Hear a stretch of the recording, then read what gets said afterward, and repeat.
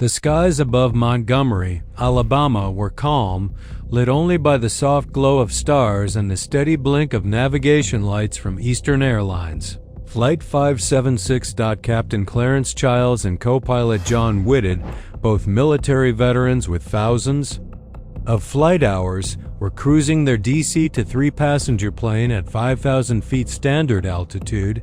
Smooth conditions, nothing unusual.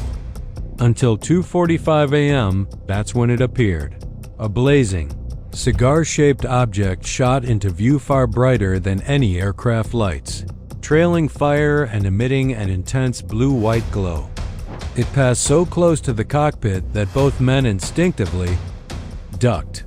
It looked like a rocket, Childs later said, only it was under perfect control. There were no wings, no propellers, just a glowing fuselage double the size of a B-29, and what looked like square windows along the side illuminated from within. Seconds later, the object abruptly pulled up at an impossibly sharp angle and vanished into the clouds above. The entire encounter lasted less than 15 seconds. But for Childs and Whitted, it was long enough to redefine their understanding of flight and of what might be sharing our skies. This wasn't just a trick of the light or a momentary illusion. It was something real. And whatever it was, it had just buzzed a commercial airliner at terrifying proximity. What exactly did they see? And why did the U.S. military take their account so seriously?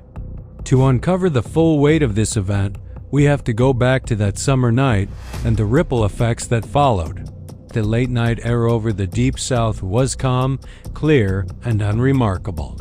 Commercial aviation in 1948 was a steady blend of discipline and routine, a world where pilots were often military veterans, bringing with them the precision and resilience of wartime service.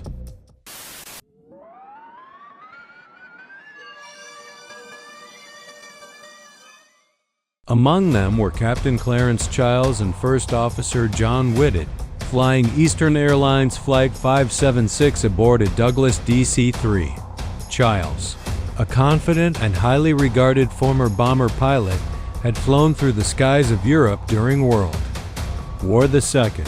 His demeanor was steady, grounded, and deeply professional. Whitted, his co-pilot, had also seen action during the war. Known for his meticulous nature and sharp focus, he was well suited to the quiet concentration of commercial aviation. Together, they were trusted professionals operating one of the safest aircraft of their era. On this particular night, their flight from Houston to Atlanta was progressing normally. The cabin was dim, the passengers either dozing off or silently staring out at the darkness beyond the small oval windows. At cruising altitude, the plane glided smoothly over the patchwork of farmland, forests, and sleeping towns below. These were the early days of the post-war boom, a time when Americans were adjusting to peacetime rhythms, and air travel was becoming more accessible, though still a novelty for many. The skies felt predictable, controlled. Safe, but beneath that calm exterior, faint ripples of uncertainty had begun to stir. Over the preceding months, isolated reports had emerged, pilots speaking quietly of unidentified lights at high altitude, objects that seemed to defy the laws of flight. Some described rapid maneuvers, others spoke of sudden appearances and silent departures. Most accounts were dismissed. Official explanations leaned toward meteorological phenomena or misidentified aircraft. Childs and Whitted were aware of the chatter, but like many in their profession, they didn't indulge in speculation. They trusted their instruments, their training, and the known boundaries of aviation technology. And yet, somewhere between Mobile and Montgomery, those boundaries were about to be shattered. Because what appeared ahead of their aircraft that night wasn't turbulence or a passing plane. It was something fast, massive, brilliantly lit, and entirely unexplainable. A few seconds later, nothing in the sky or in their understanding of it would ever feel normal again. Flight was smooth. No turbulence, no radio chatter. Just the low hum of the engines and the quiet of a sleeping cabin. Outside, the sky stretched out in every direction, still, starlit, uneventful. Then, without warning, the world changed. Ahead and slightly above, Captain Childs noticed a brilliant light, at first no more than a distant glow against the night, but it grew rapidly, hurtling toward the aircraft at astonishing speed. Within seconds, it was upon them. Both men would later describe what they saw in strikingly similar terms: a torpedo-shaped craft, glowing with an intense blue-white light, trailing flames like an engine under extreme propulsion. It appeared to be as long as their DC-3, if not longer, and flew past the cockpit on the right side. So close they could feel the heat and instinctively ducked. It had 2 rows of windows, Childs recalled, and we could see what looked like a cockpit dome on top. It wasn't a meteor, it was a ship under control. Whitted added that the object had no wings, no tail, and moved with a silent, deliberate path completely unlike anything known at the time. As it passed, it emitted a bright orange-red exhaust or flame from the rear, fiery but controlled. As if from a massive engine dot just after passing the aircraft, the object abruptly pulled up into a sharp climb and vanished into the clouds above. The maneuver was impossibly fast and precise, unlike any conventional aircraft they had ever seen. Childs estimated the entire sighting lasted about 10 to 15 seconds. In those few seconds, their worldview was altered. The cabin lights flickered. The passengers stirred, some awakened by the sudden tension in the air. But none saw what the pilots had seen, not directly. Stunned, Childs and Whitted looked at each other, searching for some kind of explanation. A missile test? A secret military craft? But nothing fit. The altitude, the flight path, the controlled ascent, none of it made sense. Later, when they landed and gave their statements, both men were clear and unwavering. These weren't tales spun from fantasy or fear. These were trained professionals describing an encounter that defied logic and current technology, and they weren't alone. One passenger, C.L. McElvey, briefly glimpsed a flash of light outside the window, though he didn't see the object itself. It was a small confirmation, but it reinforced that something indeed happened. In the days that followed, military officials took their statements seriously, not just because of the vividness of the description, but because of the men who gave it. War heroes, trained observers, men with no incentive to lie. Whatever had passed their plane that night hadn't just frightened them. It had challenged everything they thought they knew about the sky. And as the military quietly launched its investigation, a troubling question lingered. What kind of craft could maneuver like that, so fast, so close, and without a sound? To answer that, the government would have to take this encounter far more seriously than they had before. Word of the pilot's sighting spread quickly after the plane touched down.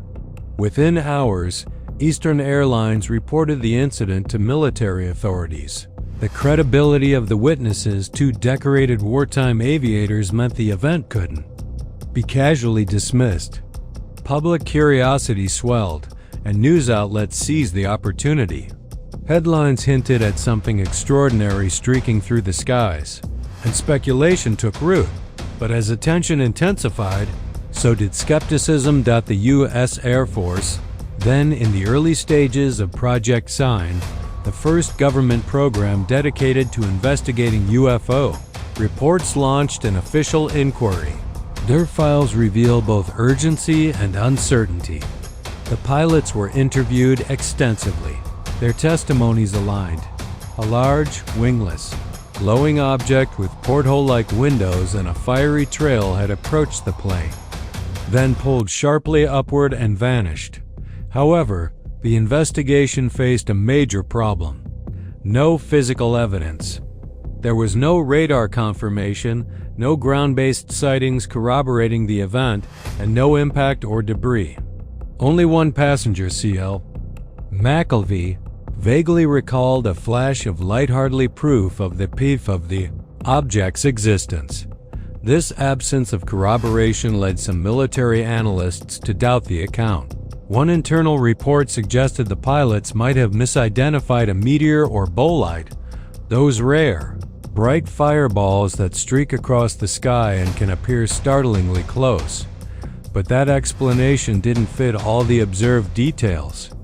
Bolides don't have rows of windows. They don't execute upward turns. And they certainly don't appear controlled or structured. Dr. J. Allen Hynek, the Air Force's astronomical consultant at the time, initially leaned toward the meteor theory.